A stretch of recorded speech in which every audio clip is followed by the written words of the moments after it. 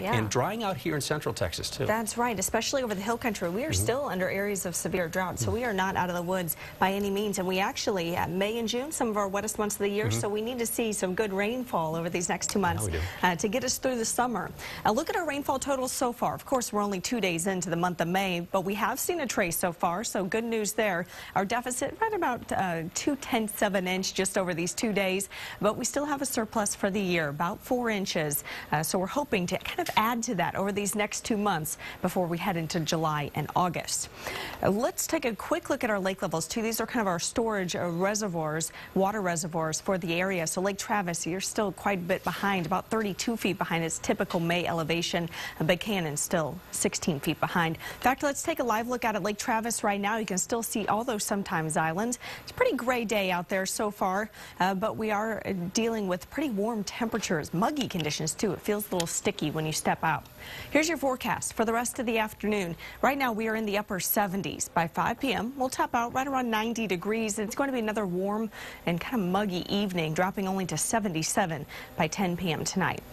Our current temperatures in the hill country, a couple degrees cooler, still low 70s there, 73 in Llano, 75 in Lakeway, upper 70s to low 80s through our eastern counties, 80 in Giddings and 80 out in Lockhart too. Here in Austin, 78 degrees, light winds out of the south. Those a little bit breezier later on today. South and southeast winds anywhere between about 10-15 miles an hour. Our mold pollen count, this is good news because it's down a little bit. We're about 803 is that count, medium category.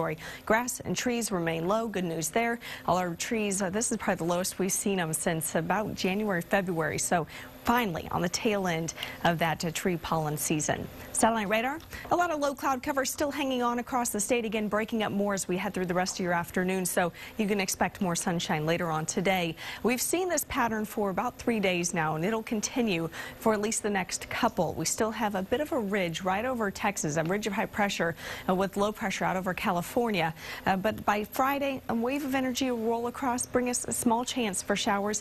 That's about it though. We can continue to see warm, muggy mornings, partly sunny afternoons, and then there's that rain chance on Friday too. That will be our forecast for the rest of this week. Hour by hour for the rest of today, partly sunny skies by 6 p.m.